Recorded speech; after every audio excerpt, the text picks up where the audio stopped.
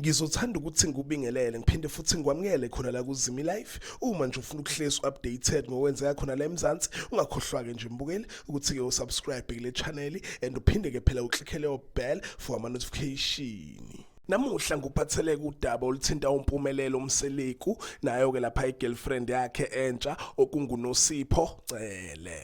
uMpumelelo Mseleku waveza ke lapha kwizingane zesithembu ukuthi ke uNosipho Cele iyona ke lentombi afuna ukuyenza umfazi ukuqala. Iningi labantu belingamazi uNosipho Cele kodwa ke uke wavela lapha kwi-trailer yangesonto yazo ke izingane zesithembu. So sibeke sesimbheka uNosipho Cele uyena ke lo lapho escreenini ungwango 2002 ngasho ukuthi ke una 22 kulonyaka and ikade efunda lapha eUniversity of Zululand, iuniversity yazwa ngokuthi iSongoye, ade graduate ke kuwo ke lonyaka. Ilona itshitshi lakhe leli uMpumelelo, isona ke lesi situfuza sakhe uMpumelelo. Ungakhomenta ke lapha ezantsi ungitshela ukuthi ke wena mbukeli ucabangani ke ngaye uNosipho Cele. Lapha einkundleni zokuxhumana abanye abantu ade begxeka besho khona ukuthi ke uMpumelelo udowngrade uVuyokazi muhle, abanye ke futhi ade bencoma besho khona ukuthi ke uNosipho Cele muhle, uyiyona ke type yakhe uMpumelelo.